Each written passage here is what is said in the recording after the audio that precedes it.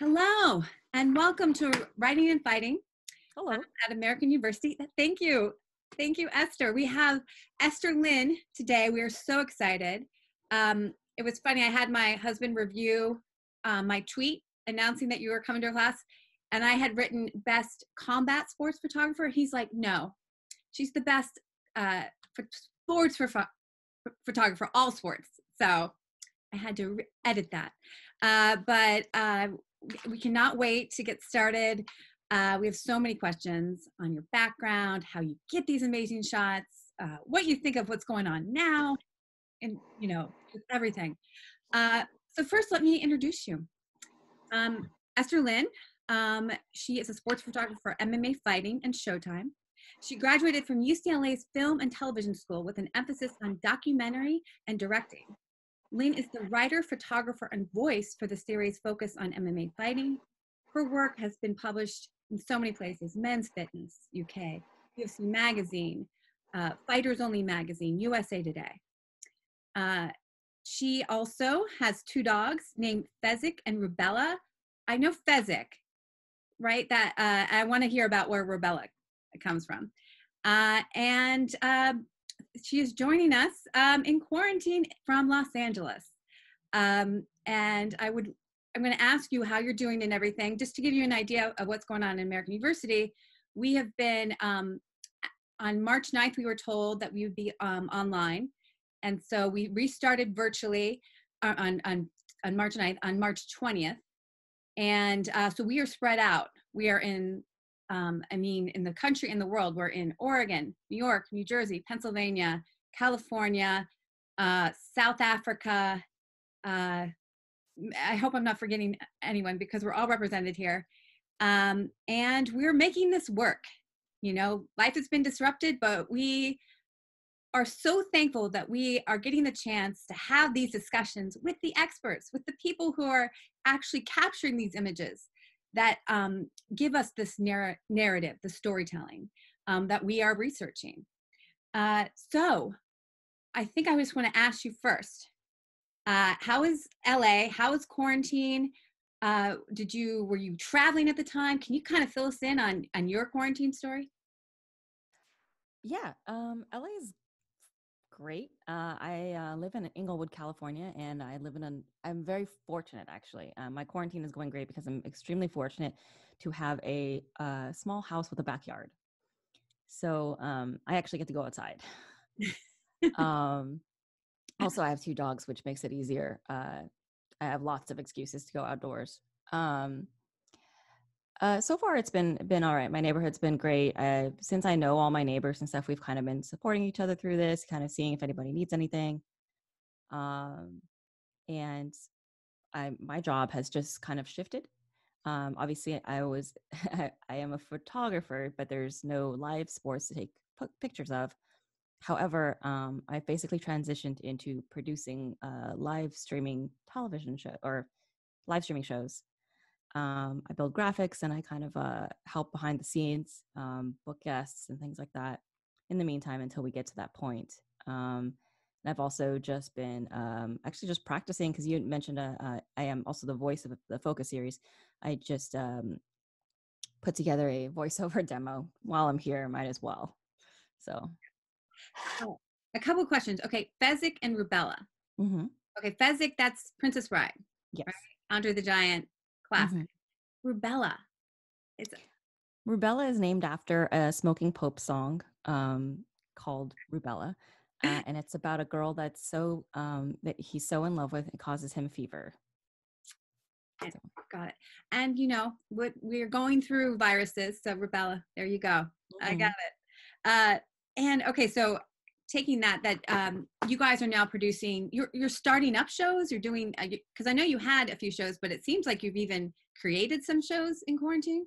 Yeah, so we hired a new interviewer at our site, Mike Heck, and then we started actually producing his interviews. So he'll be moving into he's building out a little studio space in his basement. Mm-hmm. So once that's done, it won't be in his attic anymore. But in the meantime, yeah, we built out some shows. So basically we have an interview show that runs once a week. And now we expanded our live chat to 3 days a week. So we have a live chat with Jose Youngs and Peter Carroll. And then my husband, Casey, produces it or directs it live. And then I produce all of the elements that go into the show. So. Got it. And that first, it's What the Heck? Mm-hmm. That, genius. That's and I love that MMA, you know, we're always going to be at some point, the media, people talk about it started in blogs in people's basements. Mm-hmm. I love that that's carrying through, you know, it's a that we're doing.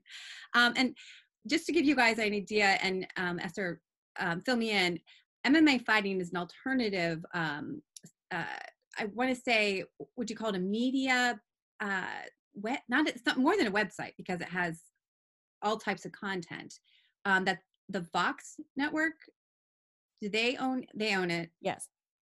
Yes, we're owned by the Vox network. Yes.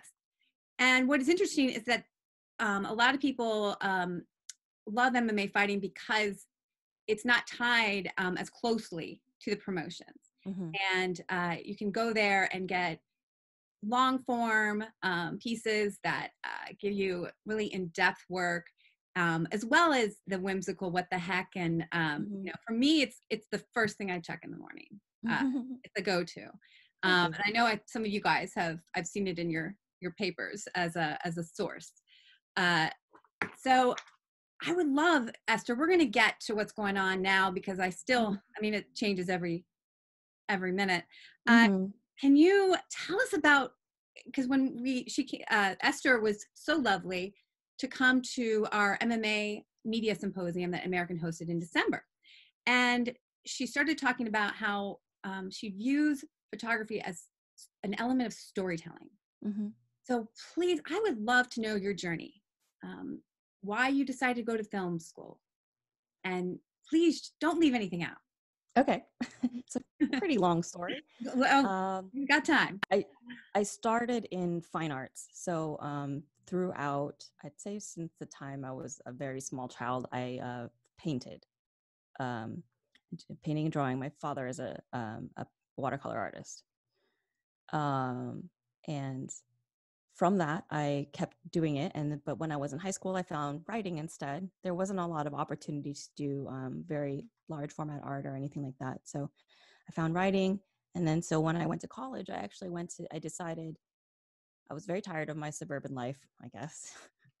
And I decided I wanted to go as far as possible. So I chose to go to NYU's dramatic writing program. I had a scholarship my first year and I went out there and I just tried everything. But while I was out there, I realized I wasn't all that excited in dramatic writing. I actually wasn't not cut out for necessarily. I didn't have the kind of interest in screenwriting and playwriting that I thought I would have. It turned out my interest was actually in historical fiction and nonfiction as well. But I really liked to historical fiction. So I liked basing things in history, going back and out and researching, and then kind of pulling a story from that. So after my first year at NYU, I ran out of money. So I went to UCLA because I'm from California. So when you're from California, you know, state schools, everything's paid for. So I went back to California.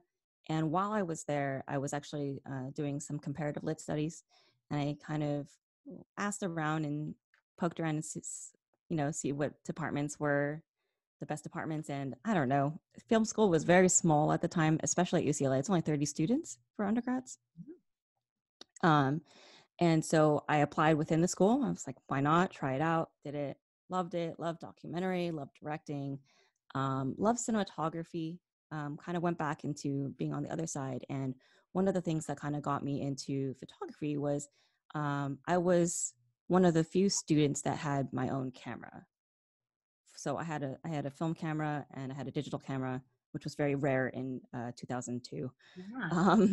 Film, yes. And I would shoot production stills for people. So I would go on set and, I would work on set. I'd be a grip or something else and do something else. But in the meantime, I'd always bring my camera and I'd take photos for people while I was on set. And eventually kind of that ended up being the thing I did most. So when I graduated from UCLA Film School, even though I had a degree in directing and documentary, I found that most of the work I got was because, you're first starting in this industry, you just have to go out and get jobs. So I did production stalls for a lot of companies. So that's how I ended up in photography. I actually started as I did post-production. I did a lot of editing. I put together a lot of really bad B movies. And through that, I realized that I kind of enjoyed taking production stills and telling my own story through them, because a lot of these movies, like I said, weren't very good. They were really bad indie movies. And with random talent, and we were paying people with cash out of the ATM. And it just seemed like I just liked going and finding the angles that I thought could tell almost like a different story. I would just kind of make up one in my head and just kind of walk around. So that's kind of how it happened. And then I just kind of batted around the film industry for years until I met my husband, boyfriend at the time, and he just moved out to LA, and he was working on a feature documentary, and we kind of both fell into MMA stuff by accident. He got hired to do sizzle reel for Elite XC, which didn't exist at the time, but it was the company before it, which was another fight promotion. And we just kind of, I was in production, so I worked on this reality show pilot. And then after that, they hired me on to do graphics and to go to the events. And I hadn't shot any fights before. Let me make sure I don't have any random sound windows open here. I know. I hadn't shot any fights before, but my very first fight that I photographed was April 2007. It was a smoker in a gym. And I just brought my camera along. As I said, I mostly worked on the video side actually at the time. And then when I brought my camera along and I found out that I actually was good at it, so I just kept doing it. Esther, I gotta back up. What was your interest in sports and then combat sports prior? I mean, it sounds like you were doing films. I would love to know one of these films, even though you said they were kind of bad independent films. I'm kind of curious, this transition. So were you a sports fan? No, I wasn't a sports fan. My only, I did watch, I was really into English Premier League. So I watched a lot of soccer, football. Those were the Beckham days, right? Yeah, back in that time. Yeah. I had done a study abroad in Cambridge. So during that time, I picked it up and I was just kind of always around it and I really enjoyed it. So I kind of hung on to that for a bit, but I wasn't actually into sports. My only exposure to MMA of any kind before then was that every New Year's there is, the K1 Dynamite show at the time. Mm-hmm. And on New Year's, my family and I would get together and we watch all of the Japanese New Year's shows. There's the fight one, and then on the other side there's a singing one with all of top stars of the country. So we kind of flip flop between both on New Year's and that kind of stuff. So that was my only. That was your entree into combat. Yes. So you got to tell me, you meet Casey, and he's like, "Let's do." Did you say it was the reality show was your first one, or mm-hmm. Yeah, reality show? And that was that Elite XC, or what? What was that one? That's me. I don't know how to get my notifications off. We're working from a low tech person. So what was the reality show? It was a reality show about Elite XC's founders, one of the CEO or founders, promoter's son. Okay. So I don't know if you know who Gary Shaw is. He's a boxing promoter. He worked at Elite XC, and this was at the beginning of it. So this was before they had a name for the company. So Casey's got all this footage of them in a boardroom trying to figure out what to name this promotion and things like that. And so he really wanted his son to be part of this business. And they thought, let's make a reality show around starting a fight promotion. So we did that, and it never came out because we did the best we could to make him look good. but he was just kind of a terrible Sure, I person. want to So see this. I want to see the footage. yeah, Right. I'll send you a little link later. Yeah, I would love it. So that was, but you got introduced, this gave you the door to this. Mm-hmm. And so you said then you filmed a smoker. Yeah. Okay, So tell me what the smoker is. I mean, you're telling something like, the early 2000s MMA scene. yeah, in the early MMA scene, smokers were basically events held in gyms. So there'd be fights in gyms, and so we would No there was doctors, no no regular. doctors. Yeah, we just there was a fight in it was some large. It's called No Limits at the time, and it was a gym in Orange County, Costa Mesa. I can't remember. And yeah, they just set up a ring inside of the gym and a couple of chairs around it, and held an event. If police were to walk by, this would be illegal, probably, right? Or This one was permitted. This one was so permitted. you can get a permit even though it's in a gym. Yeah, because you have to just get everybody to sign waivers and all that kind of stuff. Okay. It was permitted because we were actually broadcasting on the internet. This was one of the very first live streamed shows. From it, that's my first exposure to the rest of MMA media, because up until that point I had been working in it, but from a production standpoint and only around production people. Our introduction into the Elite XC company actually came through a producer at the Jimmy Kimmel Live show. So we didn't come in through sports. We weren't hired for sports. Somebody just said, I need a non-union editor. And then they're like, hey, I know a non-union editor, and then introduced us into it. So through that show, because we'd done some freelance work for Jimmy Kimmel Live. And that was our connection to it at all. We actually had no. The way you got it, it's almost like there was a bag of jobs, and who would ever connect Jimmy Kimmel with, independence. And yeah, I love this. A random, never shown reality show on Jimmy Shaw's son.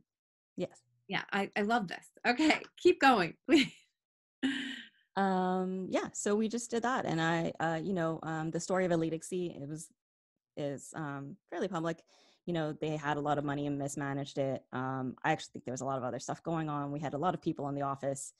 They started a company right out of the gate. They wanted to make it, they had a lot of funding, so they went crazy. They rented an entire floor on Wilshire and a Wilshire Boulevard office. It was very expensive. There were 20 window offices in that. Oh my God. But there were all these employees, and we all worked in cubicles. And then there were all these executives along the edge of the office, and we could not figure out what they did. Yeah, because I think even the UFC is not pretty small, the executives. So that's interesting that, Yeah, especially at the time. At the time, the UFC was super small. So yeah, I just kept doing it, and it went out of business. And in that time, in the year and a half that I had been working in MMA, I kind of fell in love with it. So I was like, I'm just going to keep doing this. I took the time to since I wasn't being paid to go to events anymore, I just started contacting magazines, and I asked them, do you need a photo from this event? Do you need this? Blah, blah, blah. And I would just go to events. I just drive, because California is a hotbed of MMA. There's a lot of small pro and amateur events. And so I went out and just got in my car and went to events every weekend. Wow. And kept photographing them and selling them to magazines around town until somebody noticed. And can we back up? Because I want to get all the historic moments of your career too. Because one of our questions the students had was there a breakthrough moment? But even before that, when you were at Elite XC, this photo has been talked about, and it's just a famous fight, is Gina Carano versus Cris Cyborg. Oh yeah, that's from Strikeforce. That's Strikeforce. Okay, you're right. That's Strikeforce. So that's after. Coming later. Mm-hmm. Okay, but Elite XC had some great fights as well. I think Carano was there. Gina Carano was there. I guess it wasn't a great fight, but my most famous fight I had shot at the time was probably Kimbo Slice versus James Thompson. Yeah. And at the time, I was not doing photography all the time. I was splitting my time between video and photography. So I would work photography when the shows were going on, but as soon as the show was over, I would go back and work on the video crew. So I would be there doing, backstage interviews, that kind of stuff, running tape. Got it. So I kind of did everything at the same time. But once the company ended, I decided that I was going to concentrate just on photography. Since I had, it was my first time, I got laid off, and it was my first time ever being laid off from a job. I'd only ever left jobs. I'd never been asked to leave. But it was also my first time collecting unemployment. And because I was able to collect unemployment, I spent the time really honing my skills, looking for good work instead of just jumping at anything. And it was 2008. So it was, the economic crash. Nobody had work. Remember when we thought that was a crisis? Yeah. But yeah, no, I remember those days. That yes, and our students were younger, like 8, and so I think they remember that. So it's 2008. You're on unemployment. Take us there. Yeah. So I decided, before I had gotten laid off, like I got laid off in like 2008, but then before then I had already bought a ticket to Japan because I really, my goal was at some point to see one of those big, Pride or Dream New Year's shows. And so I contacted someone in a magazine over there, and he got me a credential, and he said, yeah, you can sell us some photos. And so after I got laid off, I didn't have any work, but I had already bought this trip and I'd already paid for it. So I went. And that's when I kind of met a ton of people. At the point when I was at Elite XC, one of the interviewers we worked with a lot was Jason Mayhem Miller. And so when I was in Japan, I just, by chance, there's a lot of luck in my life. Yeah. By chance, I just happened to be staying in the same hotel as the fighters there was a Sengoku card. That was another Japanese promotion at the time. So Mayhem was actually in my hotel with his training partner, Mola Wall, and a bunch of other people. And I just didn't expect that. It was a complete accident. Ran into all these fighters while I was, out in Japan. And when I ran into them, they were like, oh, hey, you're American. I remember you. I was like, yeah. And so they would come up to me and be like, do you want to come take pictures, blah, blah, blah. And a bunch of people just kind of got me backstage at fights that I wasn't supposed to be at because they didn't know anybody else. And they saw a photographer out there and they're like, why don't you come photograph us? And I was like, all right, I'll come hang out with you. And I met all these people in Tokyo that I hadn't really known before, but I met all these Americans in Tokyo. And then I just kind of got, pulled into that. And then from that point on, I kind of just kept picking up work and kept going out and just doing small shoots here and there. So freelancing at this. So then what happens from there? I was freelancing, and then there was a big announcement of the Nick Diaz, Frank Shamrock Strikeforce came. So once Elite XC went down, a year later, Strikeforce signed a deal with Showtime. Yeah. Because Strikeforce bought all of the assets from Elite XC, and so and Showtime was like, well, we still want to do MMA, so they teamed up with Strikeforce, and then they announced their first show. It was going to be, it was in April or May. I actually can't remember. But I remember just going to all of the media events. I just, at the time I was doing freelance work for Fighters Only magazine, which is based out of the UK. And I just started attending all the events for that particular card. And that night when I got to San Jose, at the time it was the HP Pavilion, and I expected to shoot the fights, they told me they didn't have any room for me. Interesting. So they felt that Fighters Only magazine was just not a source they cared about at the time.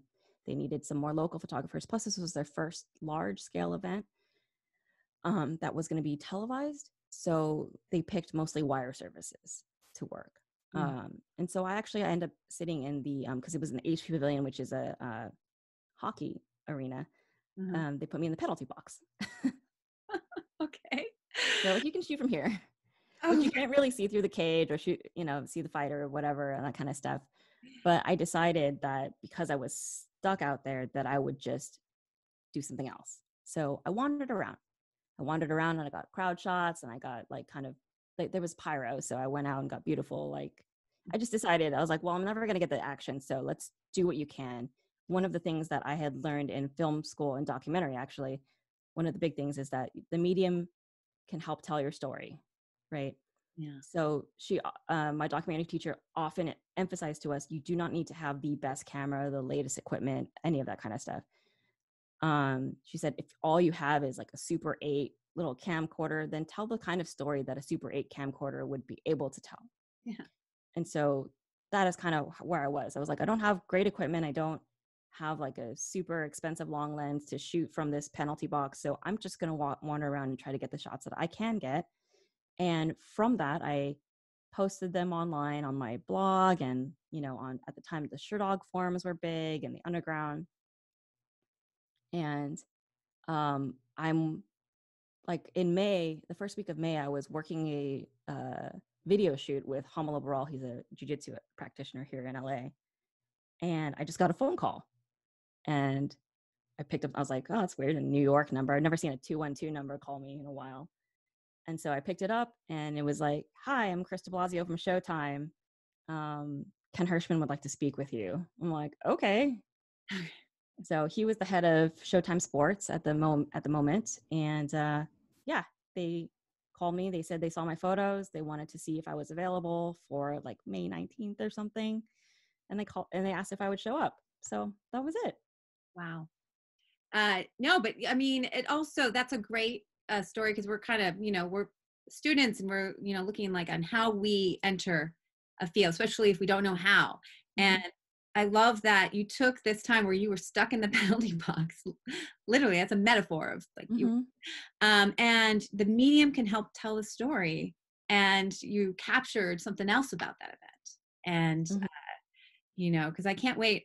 I've had my students do an exercise where they use your photos, Mm-hmm. and then I told them I want you guys to tell me the story from this photo because you often have that.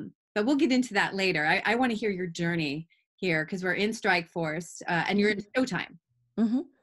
So what comes next?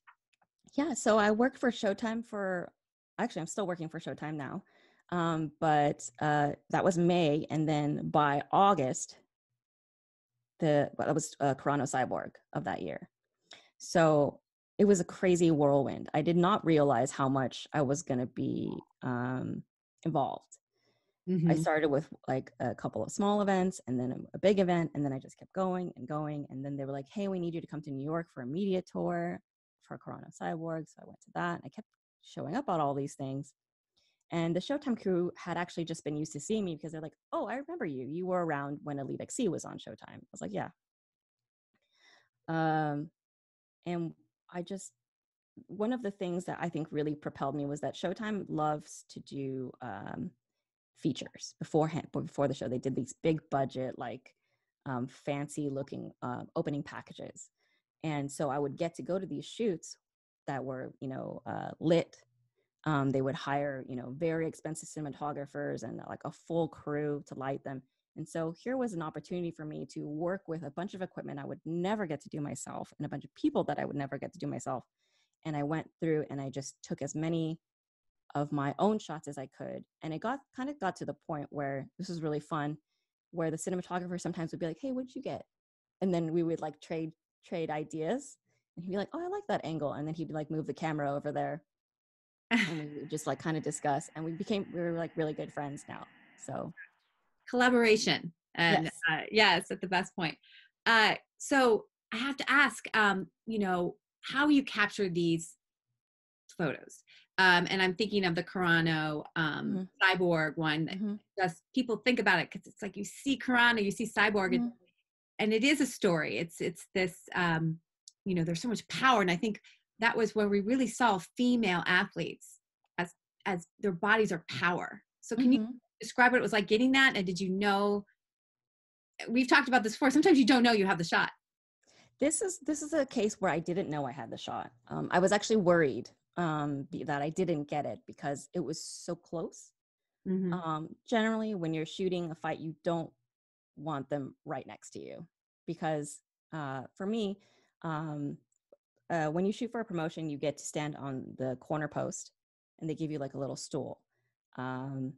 Those stools were, most of the photographers are tall men. They're built for men. I was very small.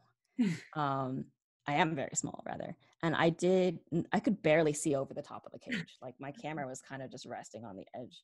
And so when they're too close, they are much too close. They're literally like gonna touch the lens. And so I was really very nervous that I didn't get that shot because they were just kind of barreling towards me.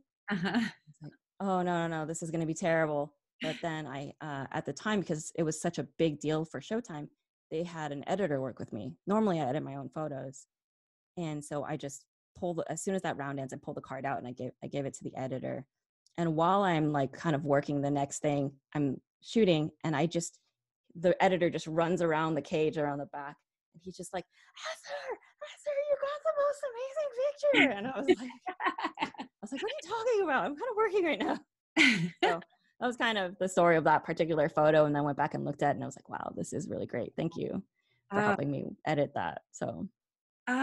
I love hearing about this. And please, for copyright or, I didn't want to, you can share pictures, but go to your website. Oh. Right. If you want to see, or do you want to share?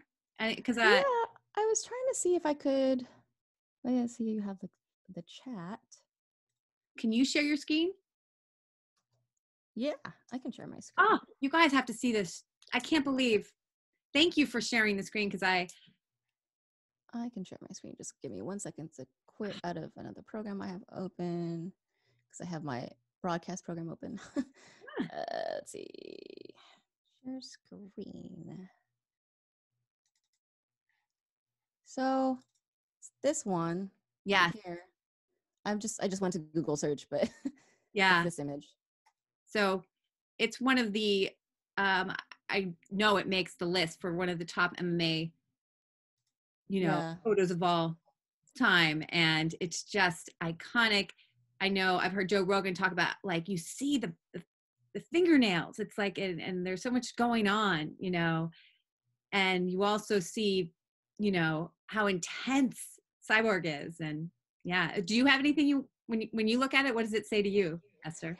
So yeah, when I first looked at the photo, I was very nervous. I got sad because I was like, oh, Gina's not in focus. But then I realized he was sharply focused on Cyborg. Actually, it's sharply focused on her eye. And then her wrist right here. I don't know if you can see my mouse. Yeah, definitely. Her wrist right here is actually compressed from punching Gina so hard. You can see. I've never seen anybody hold someone's head and punch their head into their hand. In this setting. Like I've seen Fry Takayama, that kind of stuff where they grabbed each other and kind of hockey fought, but this is completely different. And her head was turned around because she was kind of in the middle of just trying to get away. There's so many things about this, the movement, everything, and you can kind of see there's a judge back here just watching. There's slight, and because at the time I didn't have very good equipment, and actually I feel like this kind of works in its favor. It's not super sharp because right here it's motion blurred. Everything else is sharp, but wherever the movement's just a little too fast for my camera, it's actually blurred, which tells you that was just moving faster than the, I think this shot is only like at 1/500th of a second. So just kind of like I like the introduction of motion blur into photos where everything else is still and just the couple of elements are moving too fast. And normally the other thing about like photography you'll see, and obviously you can't do this with live events or documentary because you can't choose how things are going to happen. But when you take a portrait of someone, you really want, one of the big rules is to put in an eye light. So right here, like you would want to see her eyes, like just a little white dot in there, just so you know that the person is alive. Yeah. But in this case, there is no eye light. It's just void, and it's just so much scarier that way. Yeah, it's so much scarier.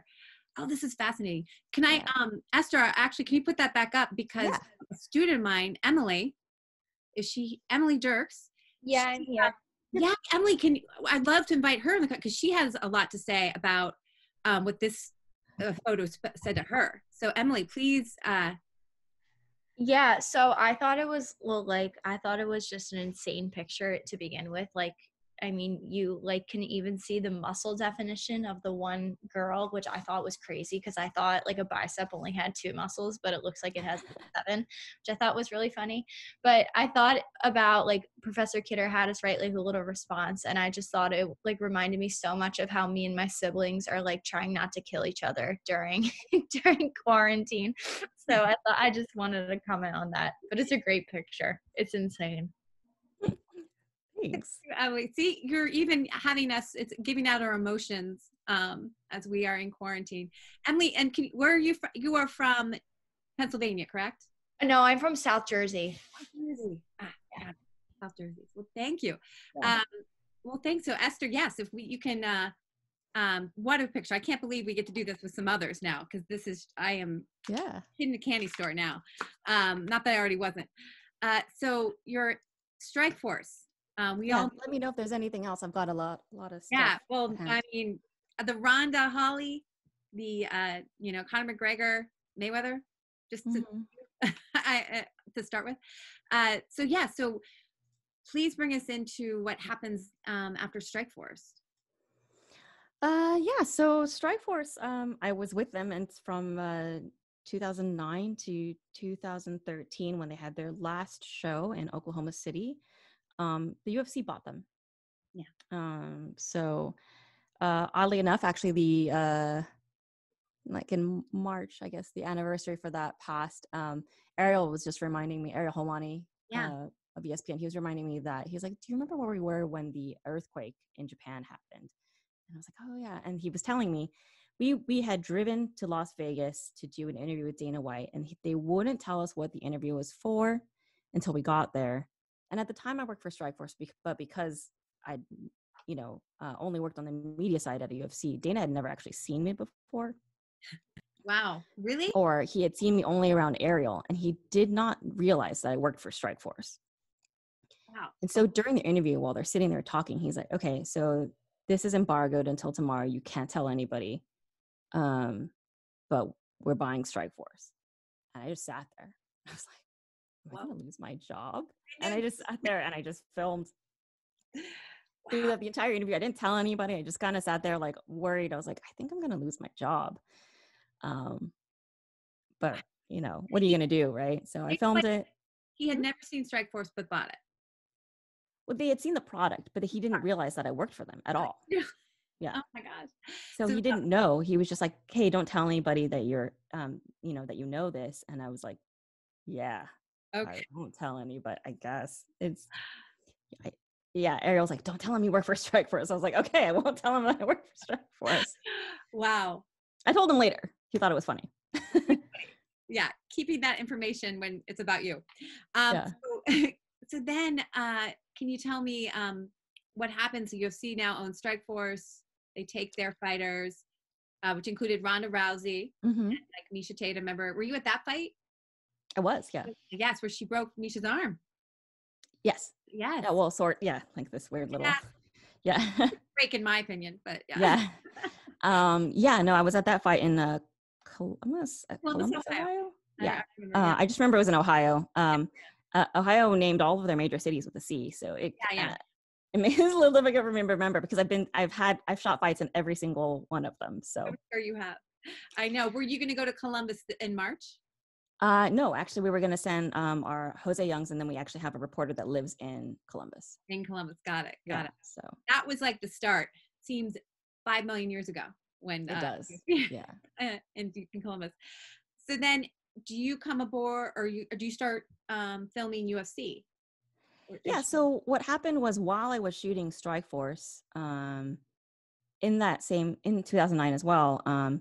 Later that year, basically, there was a UFC in LA, and that's when MMA Fighting called us, and we're like, hey, at that time, Ariel could only work with locals. He would go to whatever city he was going to. He would look at Craigslist and try to hire a local person to record his interviews and provide assets for the website. Wow, that seems risky. Yes, super risky. And he said that the results were always mixed, you know. I can And imagine. yeah. And so he decided, he called us because he'd seen our work, and we'd actually met each other a lot through Elite Exceed times and all that kind of stuff. And so he called my husband and me, and he was just like, hey, I'm going to be in LA. And that week went so well.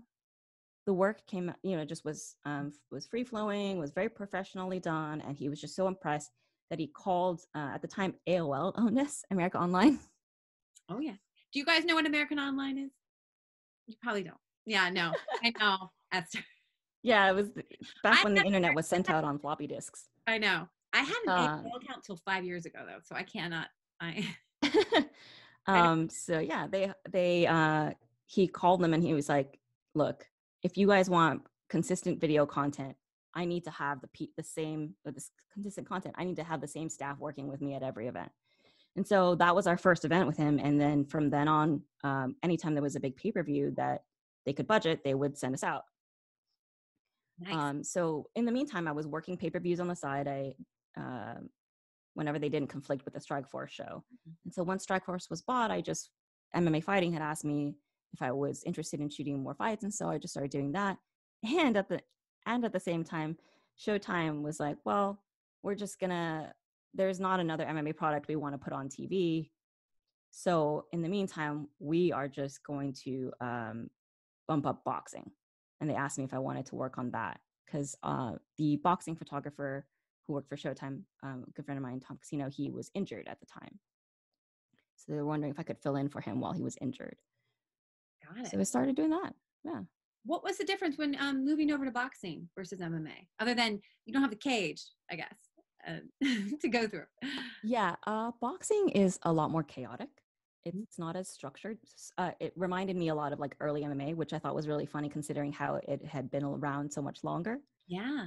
But just in terms of like how events are organized and all that kind of stuff, you go into a boxing press event and people will just stand, they just run to the front, they crowd the table. It's actually very different. It's not like a kind of structured sports news setting.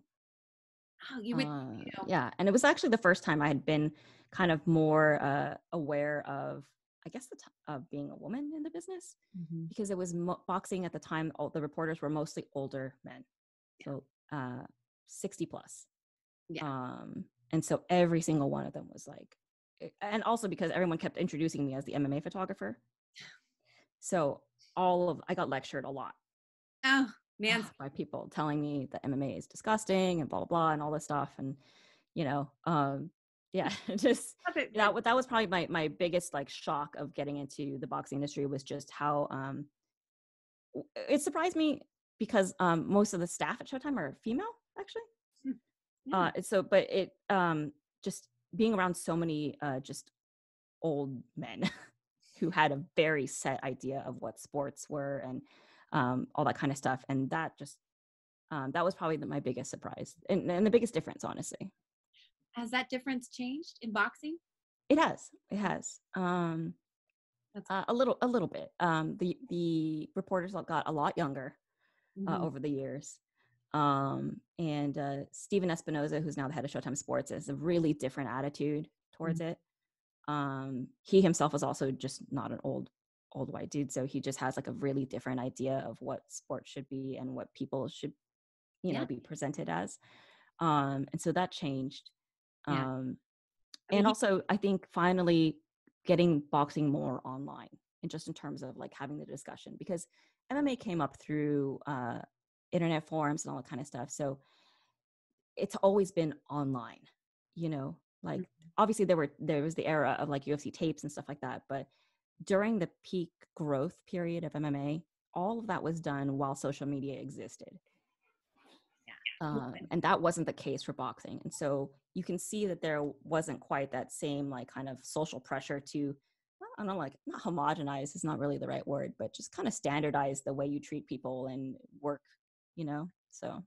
No, and that community is based on inclusion and, we're all coming together and, where boxing, yes, it had kind of, I mean, if you look back, in the history of modern boxing, it's definitely just been a man's masculine space. And so that's interesting. But then you say like Espinoza, like he had, I think Clarissa Shields was the first headliner. You know, we had women like Christy Martin was, you know, in the Tyson undercard, and that was an achievement at the time. But and you know, we've only had women's boxing in the Olympics since 2012 with Clarissa Shields. So it is, you know, interesting to see how that's played out. And have you shot Clarissa Shields? I've only taken portraits of her. I've actually not shot any of her fights because we Showtime actually had a photographer that was based in Detroit, and we split up the country by regions. So I get pretty much everything west of the Mississippi. That's the area, but yeah, which is a big area. But yeah, so and then you know they have two East Coast, one in Detroit and one in New York, and we kind of just split up the fights depending on where they ended up. Mostly because we're all very busy. We're all freelancers, so when you're not working one show, you're doing something for another promotion. Well, thank you, because you were not set to come to DC last December. I wasn't. Yeah, you weren't. But you asked to come so that you could be part of the AU MMA Media Symposium. So we appreciate that. You are always a friend of American University. Oh, thanks. You know, yes. So thank you for doing that. All right. So we are now, we're in the UFC. You're working at Showtime in boxing. Any moments that stick out, you know, because I'm getting closer and closer to some other shots that I'd love to discuss. Oh, yeah. The moments that stick out for sure. So when I was just doing kind of UFC and Strikeforce stuff, one of the main images that really I thought was, for me, told a deep story was Anderson Silva submitting Chael Sonnen at UFC 117. Do you that image? Yeah. Let me find that. That one's a good one. Chills. Just because of the fact that it was, you know, a 5-round fight where Silva was losing,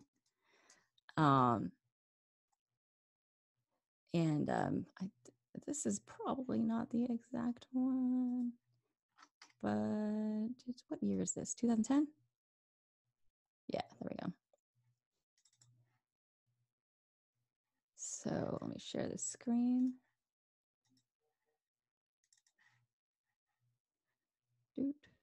wow. So what you're seeing here is just my online library. So thank you. For me, it was 5 rounds of 4.5 rounds of Chael Sonnen winning. Apparently because Anderson Silva had a broken rib, I guess he had been complaining about, but at the very end, he was able to pull out a triangle submission and win the fight. And there's so many things about this image that tell, besides the struggle on Silva's face and things like that, there's also just the detail of like the little bit of blood on Chael's toe, the way your knee gets skinned when you go for takedowns on the mat. He's like a lot of the skin from Chael's knee had been basically pulled off by him going for takedowns. Wow. And that kind of stuff. There was just so many things. This was the very first photo that I was like super proud of,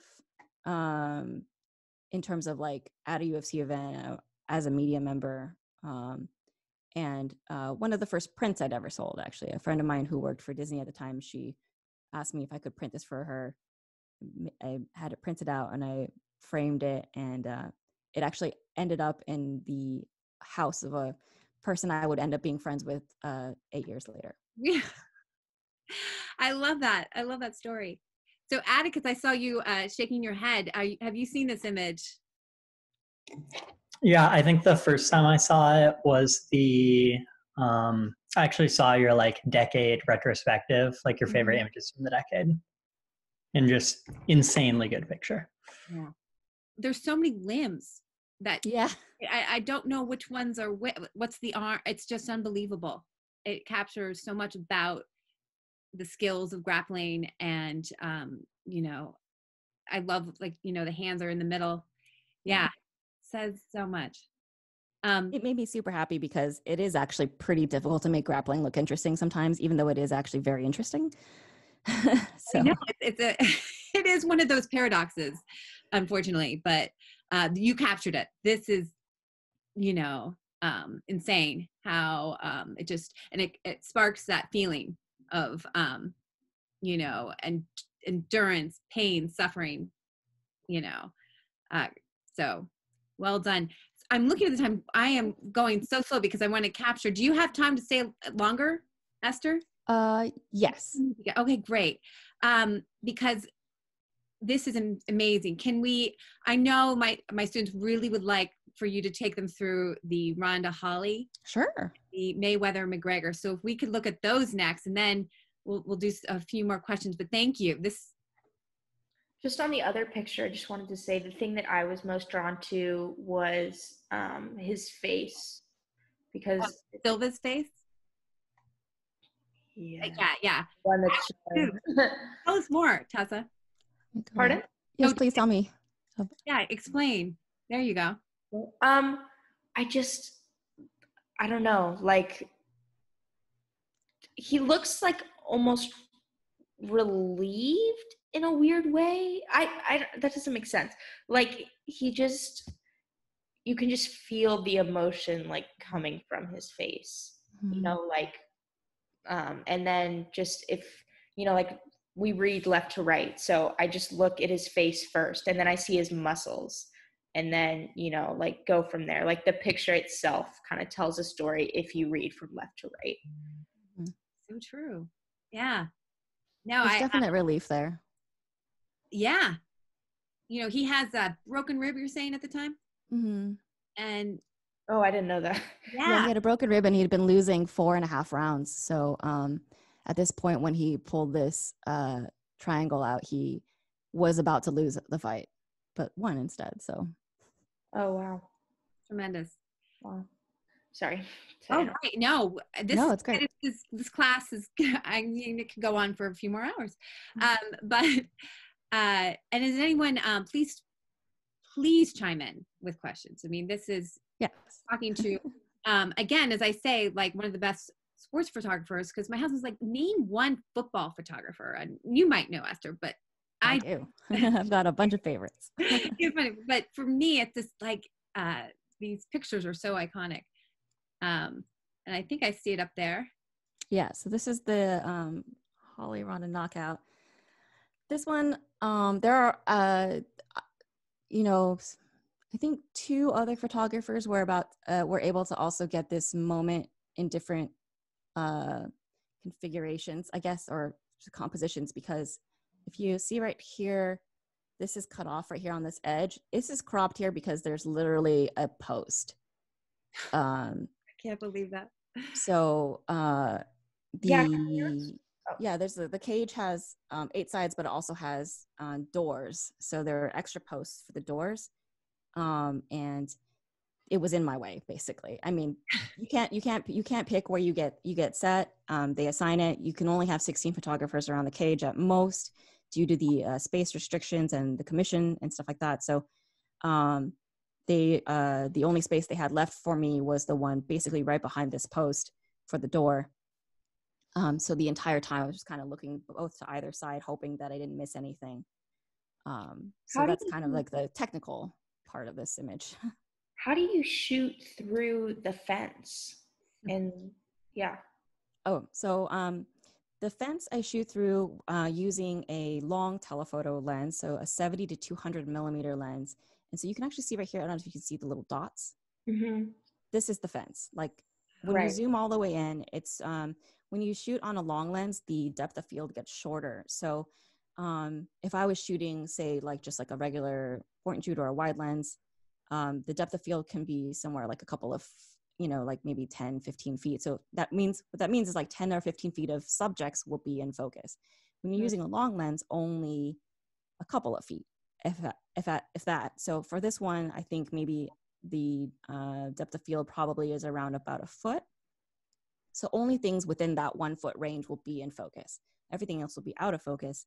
And that's what helps you shoot through the cage, is using the compression of glass and things like that to kind of blur out all the other elements. Interesting. Ronda's face and, getting that moment, Mhm.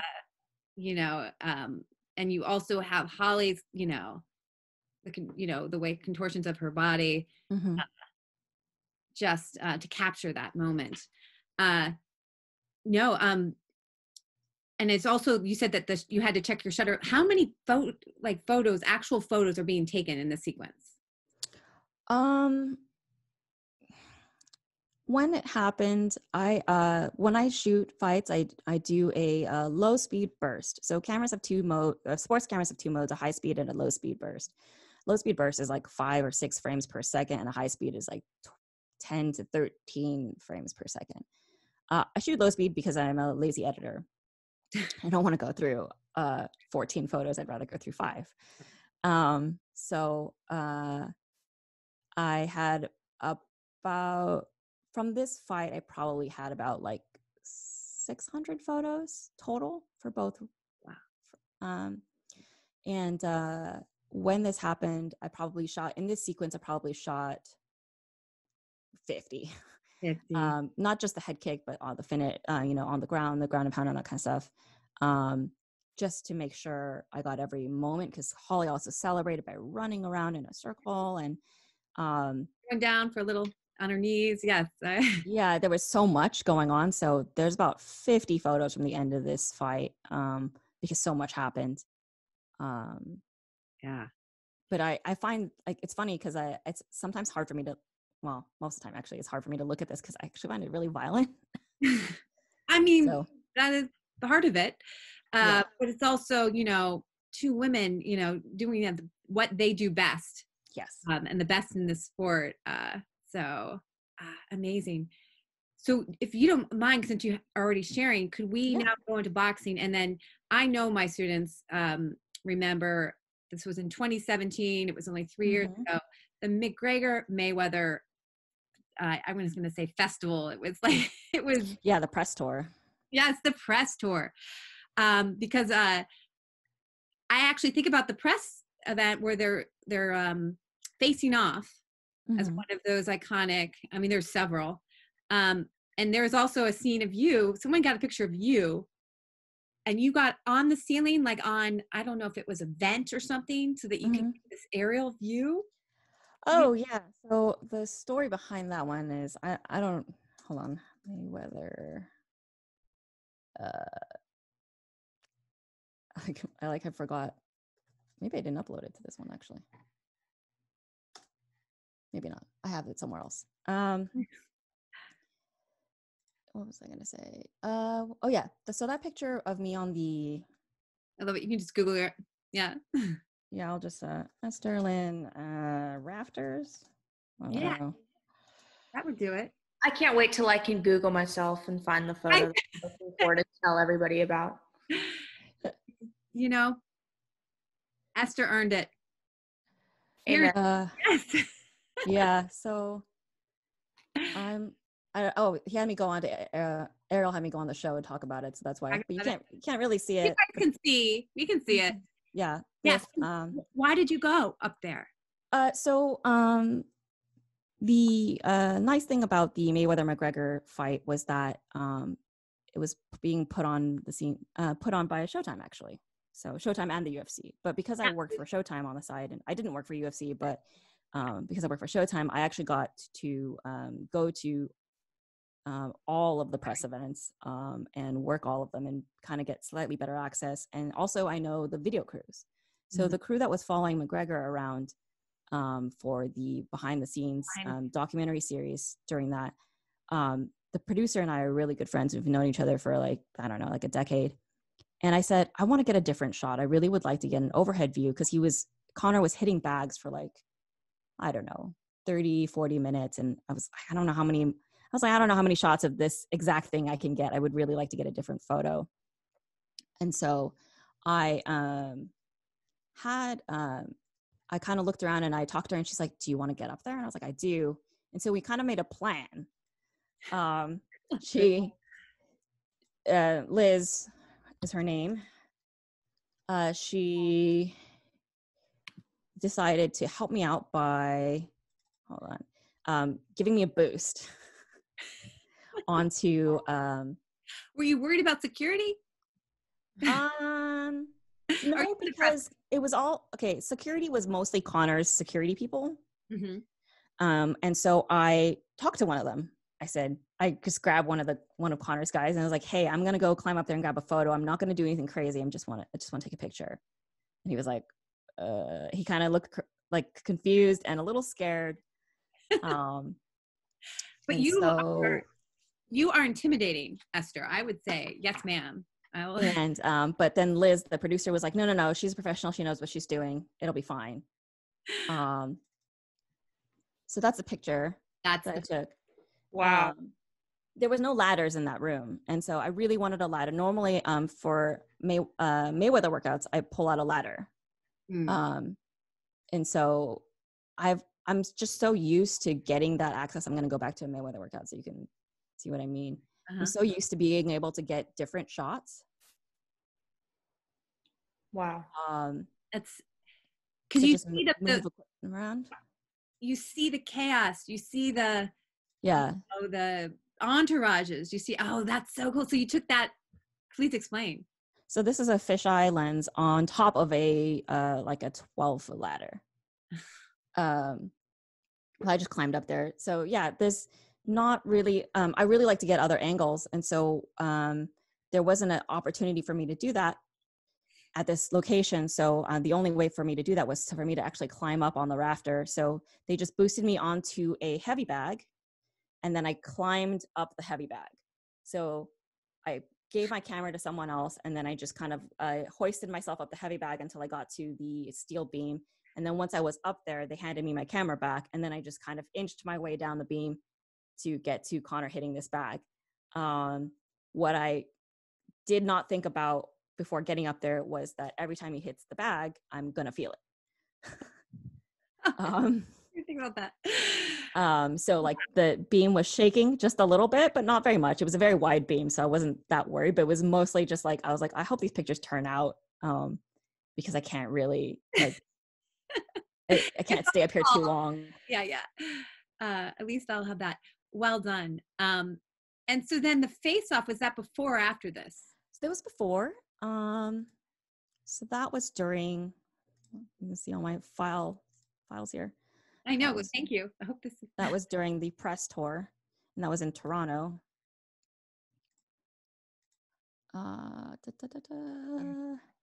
There's so many of them, but that's the one I think. Yeah, because they both have their hands up. Yeah. And you see the crowd behind them.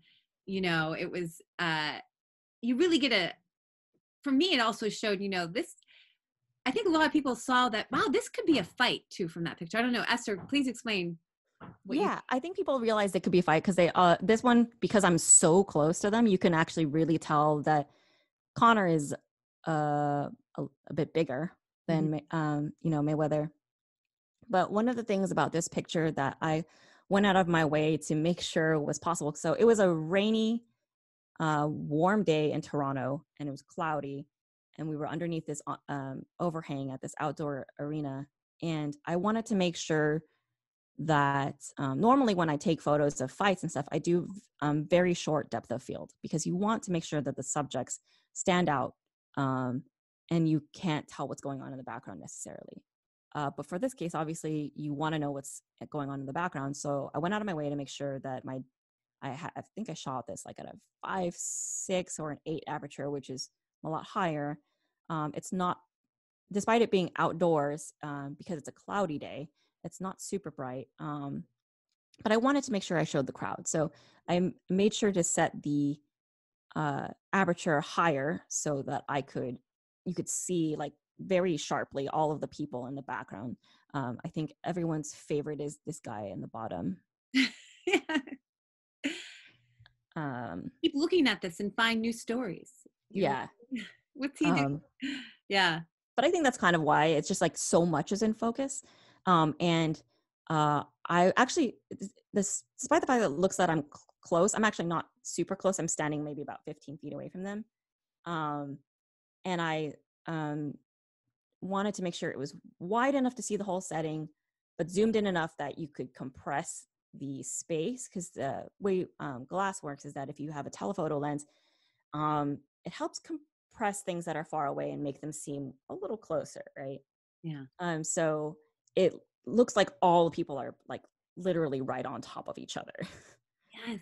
In the crowd. And so that's what I really liked about this. And there were actually like 4 or 5 photographers next to me during this, because Mayweather had like 2 personal photographers and McGregor had a personal photographer. And then there was me and then the person that worked for the UFC. So we're all kind of like clamoring for the same picture. And for me, all I wanted to do was to be out of the way and not be seen.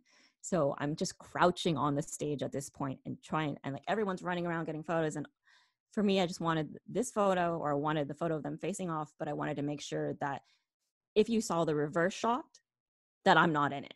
Huh. Wow. So I'm kind of like crouching, hiding behind someone. And you're saying, but a lot of photographers that they don't care about those kind of angles, right? Or are they, I love that you wanted to make sure that you are observing and not part of the story or part of it. Yeah. So to your earlier question about why I decided to go film school, I went to film school because I thought I wanted to make movies because I love films. Mm-hmm. But ultimately what I learned from it was, especially in documentary, all of my favorite documentaries are slice of life, cinema verite, like, fly on the wall type stuff. I love the idea of being able to be there and being there so long that people forget you're there. And just kind of blending in and finding moments when you yourself, the photographer, are invisible. Wow. And so that's kind of what I always strive for. And a lot of that also comes from the fact that I work on, broadcast television shows. So I'm working on broadcast fights. And one of the main things for me was always to stay out of the way of the cameras and not be seen. Because one, you're in the way and the shot isn't about you, it's about the fighters. But it just makes for better photos if people aren't looking at you, if you're looking at moments waiting to catch them doing something, And so it's just like patience, but I think that it works a lot better for this particular style of photos. So amazing. Class, I want to, because I kind of want to, there's so much. I mean, we are 20 minutes past, but I feel like I've only got to do the first question, like take us through your life. Does anyone have another photo they want to ask Esther on, or about how she got into this business? Anything? I can't see everyone, so chime in, because I know we've covered a lot. Because these have been fantastic, and there are a couple other photos that I really want to go through, but I kind of want to maybe also ask you about what's going on now. And because that's been a focus of our class. COVID-19, what do you think of the response of the USC, especially because you worked in boxing and you worked for other promotions? What is your perspective? I have a decent amount of friends in health professions. And so for me, I think it's extremely risky for them to be trying to have events, and puts a lot of people in danger. However, as a journalist, I feel like it is my responsibility to cover it should it happen. So in response to the question of whether I will be attending UFC 249, I hope so. I mean, we're applying, but they did say that they probably won't let any media in except for likely ESPN, since they're the broadcaster. But I wanted to be there because I wanted to document how they were going to actually pull this off. I wanted to see if people were being spaced apart. I wanted to see if the, cameramen were wearing protective equipment, how many staff would be working, all that kind of stuff. Like the Brasilia event, that was their last event before they had to cancel everything else. They did a closed event, no media in the arena, just at the hotel, and no people in the arena, no audience. But for some reason, they still had ring card girls. Which I thought was funny because the point of them is for the live audience, really. And there was no live audience. I know. But hey, essential employees, right? Yeah. So just in terms of that, I really do think that I would like to attend the event or try to make the event, only basically to document how it's being done and to tell the story. Do you know Marlon Moraes? He's a UFC bantamweight. Yesterday we did an interview with him, and one of the he's said really the only good reason to fight during this, which was that he said because MMA is so full of those stories, like I fought in a barn, I fought in a whatever.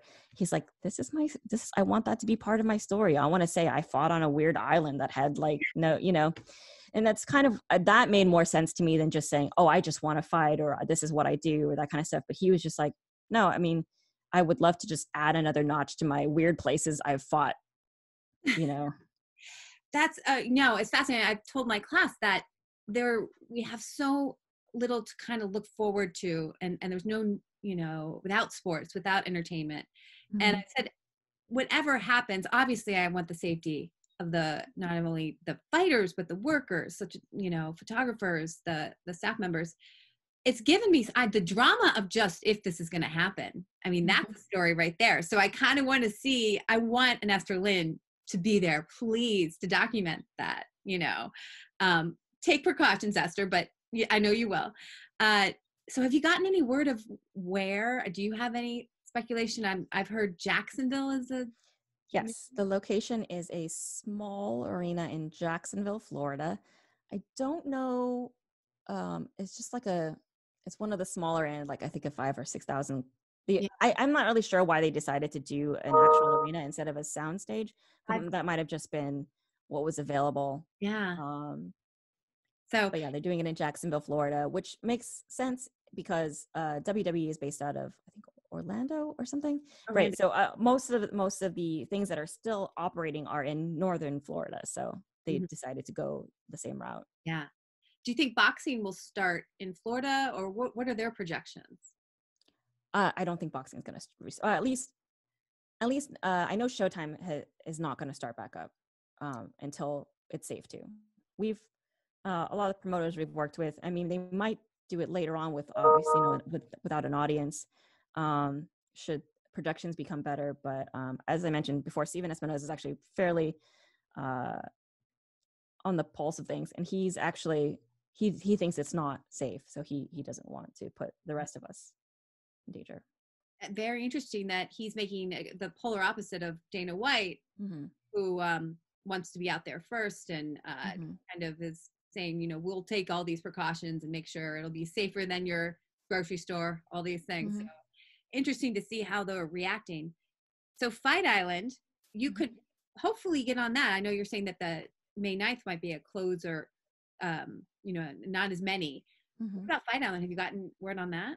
We haven't gotten any word on that. We actually have no idea where it is. And I've maybe been spending too much time looking at private islands for sale, just seeing where it could possibly be. So, like the Jeffrey Epstein, the Paulo Escobar. Yeah, there are a bunch of islands. And then I mentioned a couple weeks ago, I was like, everyone thinks it's going to be somewhere tropical, but you forget that there are also islands and places that are not desirable to go to. There's lots of islands off the coast of Scotland that are cold and rainy and just full of rocks. But they have structures. So you've completely this guy. I'm going to have to do some rabbit holes now, just investigating. And are those going to start up right after May 9th? Is that the plan, or? I don't think so. I think given that they still, given that Dana White did mention that they are building the infrastructure for the island. There's gonna be a lot going on. I don't know if it's actually gonna be something they'll be able to pull off, because it can't be an island that doesn't have anybody on it at all, obviously, because they're gonna need medical staff. Yeah. They're gonna need some kind of clinic or hospital. So an airport. Normally it's supposed to be like a level 3 trauma center. That's not possible on an island you're building from scratch. So I don't think it's gonna happen anytime soon. But considering that the projections are this is something that might last, a year or two, a couple seasons, that, it's fine for them to keep planning. Again, they're cute animated stories I watch about it. You know, I've seen everything that they equivocate it to, like Fire Festival, to Return of the Dragon, you know. So even if it's just to keep us satiated with that, we'll see, I guess, is what you're saying. Class, I have one more question for my husband, actually, but does anyone else have any other questions? This has been unbelievable. All right, so my question, my husband, he said, with all of us working from home with our spouses, how have you managed to work with your husband so long together?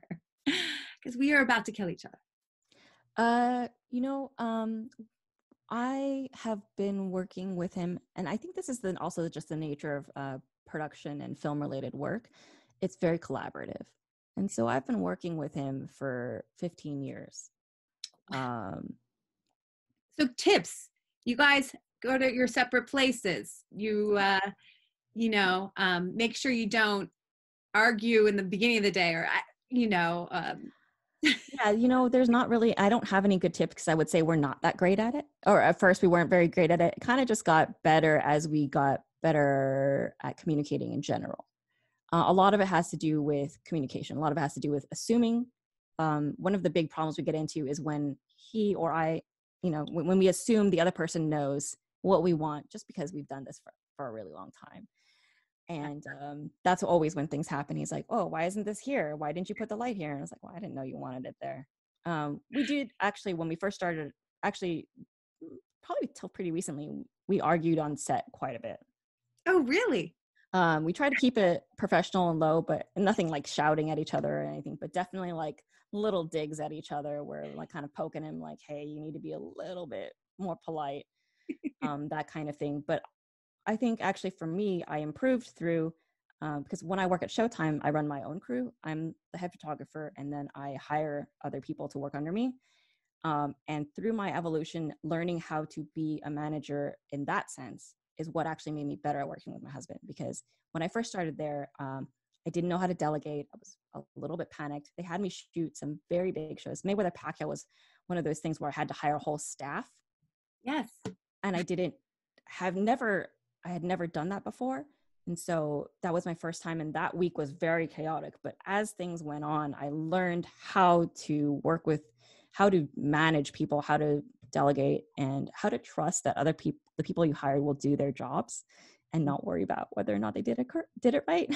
You gotta trust. And that kind of just helped things out a lot. And the other thing is for sure having your own space. So I don't know if you can see, this is my office. It's in the process of being done, because before this, it was the storage room for all of our equipment.